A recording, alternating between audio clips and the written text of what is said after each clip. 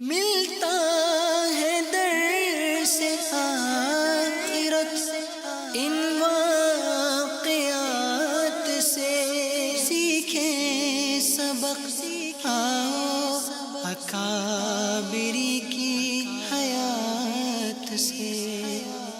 ملتا ہے در سے آخرت ان واقعات سے، سیکھیں سبق آؤ اکابری کی حیات سے۔ الحمد للہ رب العالمین والصلاة والسلام على سید المرسلین، اما بعد فاعوذ باللہ من الشیطان الرجیم، بسم اللہ الرحمن الرحیم۔ الصلاة والسلام علیک یا رسول اللہ وعلى آلک واصحابک یا حبیب اللہ۔ الصلاة والسلام علیک یا نبی اللہ وعلى آلک واصحابک یا نور اللہ۔ پیارے اسلامی بھائیوں اور مدنی چینل کے ناظرین، پروگرام ہے سنہرے واقعات، اور آج ہم آپ کو دو نبیوں علیہم السلام کے پیارے پیارے واقعات بیان کریں گے۔ آئیے سب سے پہلے درود پاک کی فضیلت سنتے ہیں۔ درود پاک کی فضیلت مفتی امجد علی اعظمی رحمۃ اللہ علیہ فرماتے ہیں، وہ لوگ کہ جو اپنے اوقات درود شریف میں مستغرق رکھتے ہیں، یعنی کثرت سے درود پاک پڑھتے رہتے ہیں، ان کے بدن کو مٹی نہیں کھا سکتی۔ صلو علی الحبیب صلی اللہ علی محمد۔ حضرت ادریس علیہ السلام، آپ حضرت نوح علیہ السلام کے والد کے دادا ہیں۔ حضرت آدم علیہ السلام کے بعد آپ ہی پہلے رسول ہیں۔ آپ کے والد حضرت شیس بن آدم علیہ السلام ہیں۔ سب سے پہلے جس شخص نے قلم سے لکھا وہ آپ ہی ہیں۔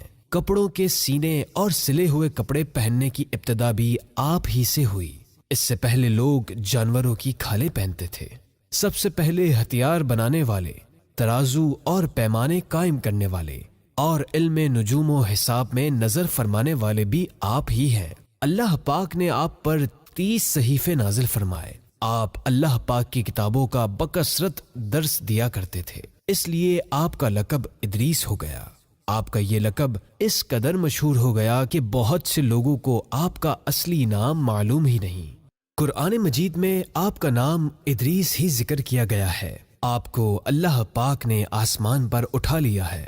بخاری و مسلم کی حدیث میں ہے کہ حضور اکرم صلی اللہ علیہ وآلہ وصحبہ وسلم نے شب معراج حضرت ادریس علیہ السلام کو چوتھے آسمان پر دیکھا۔ حضرت ادریس علیہ السلام نے ملک الموت سے فرمایا کہ موت کا مزہ چکھنا چاہتا ہوں، کیسا ہوتا ہے؟ تم میری روح قبض کر کے دکھاؤ۔ ملک الموت نے اس حکم کی تعمیل کی اور روح قبض کر کے اسی وقت آپ کی طرف لوٹا دی اور آپ زندہ ہو گئے۔ پھر آپ نے فرمایا کہ اب مجھے جہنم دکھاؤ تاکہ خوف الہی زیادہ ہو۔ جہنم کو دیکھ کر آپ نے داروغائے جہنم سے فرمایا کہ دروازہ کھولو، میں اس دروازے سے گزرنا چاہتا ہوں۔ ایسا ہی کیا گیا اور آپ اس پر سے گزرے۔ پھر آپ نے ملک الموت سے فرمایا کہ مجھے جنت دکھاؤ۔ وہ آپ کو جنت میں لے گئے۔ آپ دروازوں کو کھلوا کر جنت میں داخل ہوئے۔ تھوڑی دیر انتظار کے بعد ملک الموت نے کہا کہ اب آپ اپنے مقام پر تشریف لے چلیے۔ آپ نے فرمایا کہ اب میں یہاں سے کہیں نہیں جاؤں گا۔ اللہ پاک نے فرمایا ہے کہ کل نفس ذائقۃ الموت، یعنی ہر جان موت کا مزہ چکھنے والی ہے، اور موت کا مزہ میں چکھ ہی چکا ہوں۔ اللہ پاک نے یہ فرمایا ہے وَإِن مِّنكُمْ إِلَّا وَارِدُهَا، کہ ہر شخص کو جہنم پر گزرنا ہے، تو میں گزر چکا۔ اب میں جنت میں پہنچ گیا، اور جنت میں پہنچنے والوں کے لیے اللہ پاک نے یہ فرمایا ہے وَمَا هُم مِّنْهَا بِمُخْرَجِينَ، کہ جنت میں داخل ہونے والے جنت سے نکالے نہیں جائیں گے۔ تو اب مجھے جنت سے چلنے کے لیے کیوں کہتے ہو؟ اللہ پاک نے ملک الموت کو وحی بھیجی کہ حضرت ادریس علیہ السلام نے جو کچھ کیا میرے اذن سے کیا، اور وہ میرے ہی اذن سے جنت میں داخل ہوئے، لہٰذا تم انہیں چھوڑ دو، وہ جنت میں ہی رہیں گے۔ اب حضرت ادریس علیہ السلام جنت میں ہیں اور زندہ ہیں۔ حضرت ادریس علیہ السلام کے واقعے سے یہ ظاہر ہوتا ہے کہ اللہ پاک کا رسولوں اور نبیوں پر کتنا بڑا فضل و کرم اور انعام و اکرام ہے۔ اس لیے ہر مسلمان کے لیے واجب اور لازم ہے کہ اللہ پاک کے رسولوں اور نبیوں کی تعظیم و تکریم اور ان کا ادب و احترام رکھے اور ان کے ذکر جمیل سے خیر و برکت حاصل کرتا رہے۔ قرآن مجید کی مقدس آیتوں اور حدیثوں میں بار بار اللہ پاک کے ان رسولوں اور نبیوں کا ذکر جمیل اس بات کی دلیل ہے کہ ان بزرگوں کا ذکر خیر اور تذکرہ موجب رحمت و باعث خیر و برکت ہے۔ حضرت یونس علیہ السلام کو اللہ پاک نے شہر نینوا کے رہنے والوں کی ہدایت کے لیے رسول بنا کر بھیجا تھا۔ نینوا موصل کے علاقے کا ایک بڑا شہر تھا۔ یہاں کے لوگ کفر و شرک میں مبتلا تھے۔ حضرت یونس علیہ السلام نے ان لوگوں کو ایمان لانے کا حکم دیا۔ ان لوگوں نے اپنی سرکشی کی وجہ سے اللہ پاک کے رسول علیہ السلام کو جھٹلا دیا اور ایمان لانے سے انکار کر دیا۔ حضرت یونس علیہ السلام نے انہیں خبر دی کہ تم لوگوں پر عنقریب عذاب آنے والا ہے۔ یہ سن کر شہر کے لوگوں نے آپس میں یہ مشورہ کیا کہ حضرت یونس علیہ السلام نے کبھی کوئی جھوٹی بات نہیں کہی ہے، اس لیے یہ دیکھو کہ اگر وہ رات کو اس شہر میں رہیں جب تو سمجھ لو کہ کوئی خطرہ نہیں ہے، اور اگر انہوں نے اس شہر میں رات نہ گزاری تو یقین کر لینا چاہیے کہ ضرور عذاب آئے گا۔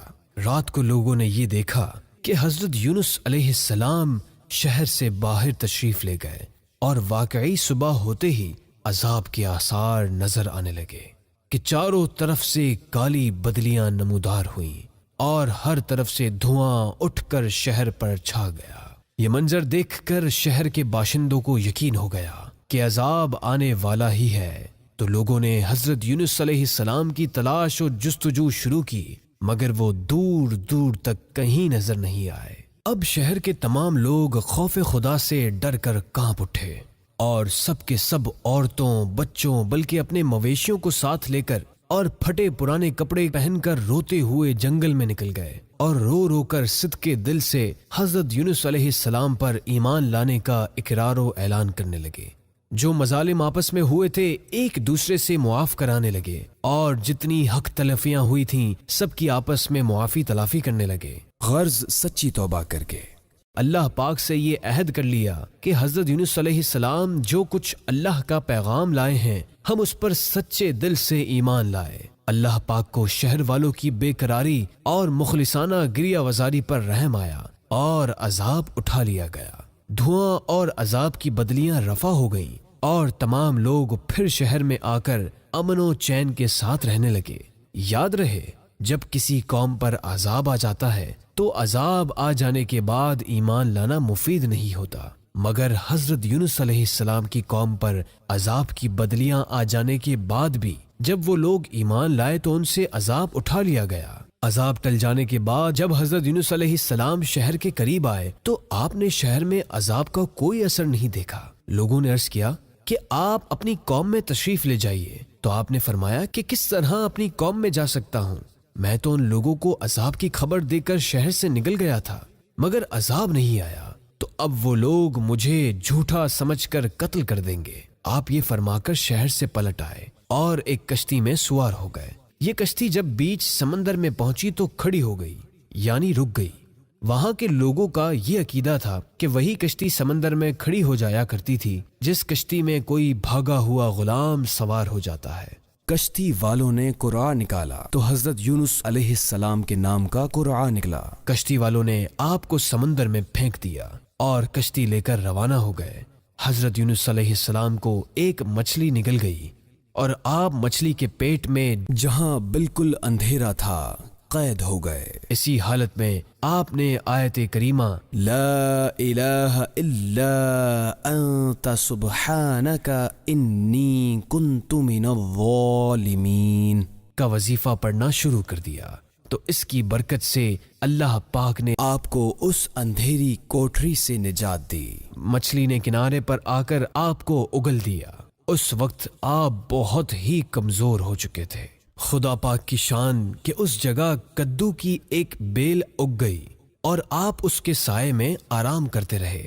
جب آپ میں کچھ توانائی آ گئی تو آپ اپنی قوم میں تشریف لائے اور سب لوگ انتہائی محبت و احترام کے ساتھ پیش آ کر آپ پر ایمان لائے۔ نینوا والوں کی سرگزشت سے یہ سبق ملتا ہے کہ جب کسی قوم پر کوئی بلا عذاب بن کر نازل ہو تو اس بلا سے نجات پانے کے لیے چاہیے کہ لوگ توبہ و استغفار میں مشغول ہو کر دعائیں مانگیں۔ اس سے امید ہے کہ ارحم الراحمین بندوں کی بے قراری اور ان کی گریہ وزاری پر رحم فرما کر بلاؤں کے عذاب کو دفع فرما دے گا۔ حضرت یونس علیہ السلام کی دل دہلا دینے والی مصیبت اور مشکلات سے یہ ہدایت ملتی ہے کہ اللہ پاک اپنے خاص بندوں کو کس کس طرح امتحان میں ڈالتا ہے، لیکن جب بندے امتحان میں پڑھ کر صبر و استقامت کا دامن نہیں چھوڑتے اور عین بلاؤں کے طوفان میں بھی خدا کی یاد سے غافل نہیں ہوتے تو ارحم الراحمین اپنے بندوں کی نجات کا غیب سے ایسا انتظام فرما دیتا ہے